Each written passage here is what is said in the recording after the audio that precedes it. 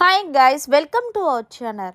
Big బాస్లో అడుగుపెట్టిన నిఖిల్కి మంచి ఫ్రెండ్ ఎవరైనా ఉన్నారు అంటే అది మణికంఠనే చెప్పాలి. అలాగే మణికంఠ ఎప్పుడు ఎవరితో కూడా ఎక్కువగా మాట్లాడినవాడు కేవలం నా బెస్ట్ ఫ్రెండ్ నిఖిలే అంటూ కొన్ని సందర్భాల్లో కూడా తెలియచేశాడు. ఇక ఈ విషయం ఎందుకు అంటే కనుక మీకు రాను రాను అర్థమవుతుంది. ఈ విషయం పక్కన పెడితే లైవ్లో ఒక సంఘటన చోటు చేసుకుంది. ప్రస్తుతం నిఖిల్ని పట్టుకొని చిన్న పిల్లల్లాగా ఏడిశాడు మణికంఠ. దీనికి కారణం ఏమిటి అంటే కనుక ప్రస్తుతం బిగ్ బాస్ హౌస్లో ప్రభావతి 2.0 టాస్క్ జరుగుతుంది. ఈ టాస్క్లో భాగంగా అపోనెంట్ టీంలో మణికంఠ ఉన్నాడు. అయితే నిఖిల్ తన బలంతో మణికంఠని చాలాసార్లు లైవ్లో తోసేశాడు.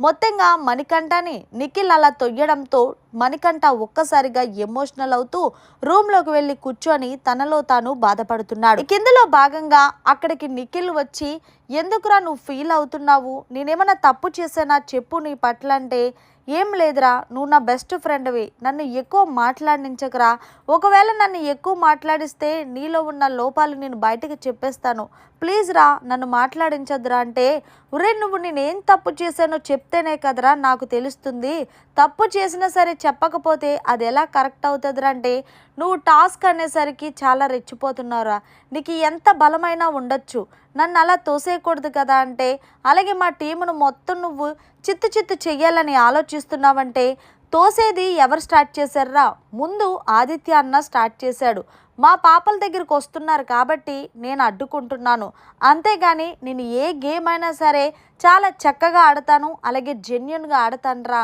అంతేగాని ఏ పర్సనల్ పట్టుకొని ఆడనరా అంటే, ఏమోరా నాకు ఈ టాస్క్లు అయితే నాకు అనిపించింది నువ్వు చాలా ఫిజికల్ అయ్యావంటే, అదేం లేదురా, నీకేమన్నా దెబ్బ తగిలిందా అంటే, దెబ్బ తగలలేదు కానీ చాలా ఫీల్ అవుతున్నాను రా అని అనేసరికి, అదేం కాదురా, ఇది టాస్క్ ఇస్ టాస్క్ అంటూ ఒక్కసారిగా మణికంఠని హత్తుకొని తన బాధని తీర్చాడు నిఖిల్.